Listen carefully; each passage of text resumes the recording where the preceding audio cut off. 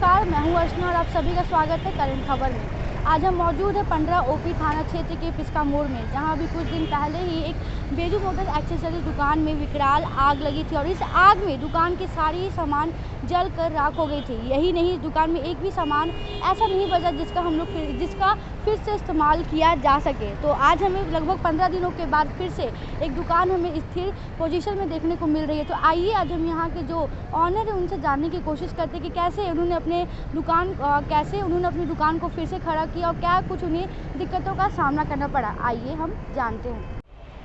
लगभग 15 दिन से पहले आपके दुकान में एक विकराल आग लग गई थी, जिसके वजह से आपके दुकान के सारे सामान लगभग पूरी तरह से बर्बाद हो गए थे। तो इतने कम दिनों में आपने अपनी दुकान को फिर से एक अच्छे मुकाम पर खड़ा कर दिया और हमें देखने को मिल रहा है कि आपके जो दुकान है फिर से हमें पहले जैसे देखने को मिलेगी। तो इस पर आपने हाथ खड़ा किया, इस पर आप क्या कहना चाहेंगे? मैम, एक्चुअल में तो मेरी दुकान पूरा जल के राख हो गई थी। ये मेरा 35 साल पुराना दुकान है। हम लोग बहुत मेहनत से इस दुकान को मेरे फादर से ही दुकान बहुत बड़ा चला हुआ आया हुआ था। और ये 19 तारीख को रात में दुकान में आग लग गई, सारे सामान जल के राख हो गए। बहुत लोग आए, पूछे कि क्या कैसे हो गया। सांसद विधायक सब लोग आए, सब ने बताया कि कैसे हो गया। सब हम लोग ने बताया कि ऐसा बात है।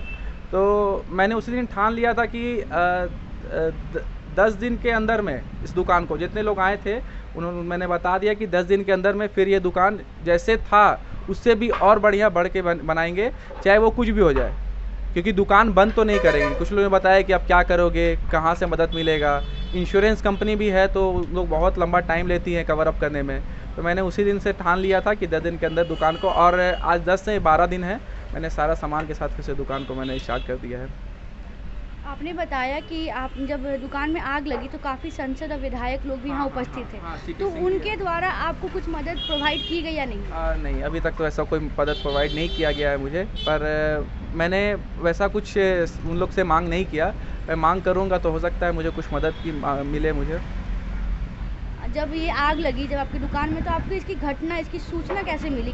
क्या प्रक्रिया रही? किसने आपको कॉल किया? क्या कुछ जानकारी दी? एक्चुअली मैं रात में 2 बजे एक टेम्पू वाले क्रॉस कर रहा था, वो कॉल किया कि सर आपकी दुकान पे आग लग गई है। तो हम बोले कि कहाँ पे हैं आप? तो बोले चौक पे ही भैया कि आग लगा हुआ है। तब तक में वो फिर कॉल कट हो गया। फिर एक और लड़की कॉल की कि भैया आपकी दुकान पे आग लगा हुआ है और आप जल्दी से दुकान पे आ जाइए। तो जब तक हम निकले बाहर तो बगल में एक कबाड़ी मार्केट है, मार्केट से कुछ लोग आ गए थे मेरे घर के बाहर कि भैया आग लगा हुआ है बहुत भयानक। तब तक फिर हम लोग यहाँ पे पहुँच गए, डायरेक्ट दुकान पे आए तो वो सारे सामान तो जल के राख हो चुका था।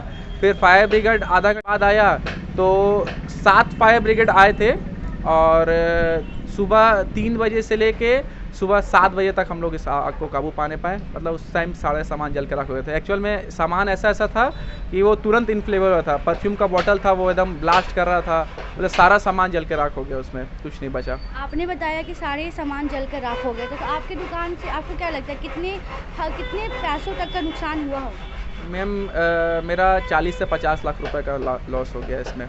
35 साल पुराना शॉप था, बहुत बनाया हुआ शॉप था, सारा कुछ जल के राख हो गया। आगे की जब आप यहाँ पर पहुँचे तो आपने देखा कि आपकी दुकान में विकराल आग लगी हुई है। जब आप यहाँ पर पहुँचे तो आपने देखा कि आपकी दुकान में विकराल आग लगी हुई है। तो उस समय अक्सर ऐसा होता है कि हमारी जो करीब चीज़ें होती हैं उसे नुकसान होता है, कुछ भी तो हमारी रूह तक काँप जाती है। तो आपने उस समय खुद को कैसे संभाला और क्या कुछ किया अपनी दुकान को बचाव के लिए? मैम, एक्चुअल में ये किसी का भी कोई भी दुकान होता है तो वो उसके घर चलने के लिए होता है मैम, उससे सबका पेट चलता है। तो इस सिचुएशन में किसी का भी देख के रूह काँप जाएगा। अंदर से तो रोना आ ही रहा था, पर उस समय हम अपने आप को बर्दाश्त किए कि रो के कोई फ़ायदा नहीं है, कुछ भी करके कुछ सामान बचा ले।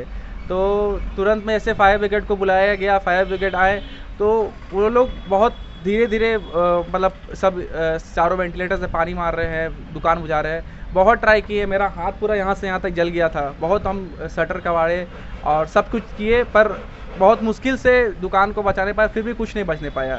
फिर उसी दिन हम सोचे कि अब रो के चाहे कुछ भी करे कोई फ़ायदा नहीं है, क्योंकि अगर हम हिम्मत हार जाएंगे तो फिर वो मुकाम में नहीं पहुंचने पाएंगे। इसीलिए फिर से हम उसी दिन ठान लिए थे कि 10 दिन के अंदर में कुछ भी होके हमको दुकान को फिर चालू करना है, और फिर से वो मैंने चालू कर लिया फिर से। जानकारी के मुताबिक हमें ऐसी सूचना मिली थी कि आपकी दुकान में शॉर्ट सर्किट की वजह से इतनी भयानक आग लग गई थी। तो आपको क्या लगता है इस दुकान के जलने के पीछे शॉर्ट सर्किट या कुछ और वजह रही होगी?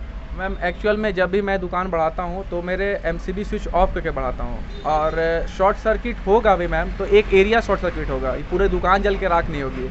और मेरे दुकान के ऊपर में गोडाउन है, उसमें चारों वेंटिलेटर खुला हुआ है क्योंकि हवा आसपास होने के लिए। और जहाँ तक मेरा शक का दौर है कि ऊपर से कोई पेट्रोल डाल के दुकान पे आग लगाया है और दुकान पूरी जल के राख हो गई है उसी में ही। तो अब आगे की क्या प्लानिंग है आपकी? क्या कुछ करेंगे दुकान में, हमें नया देखने को मिलेगा इस बार?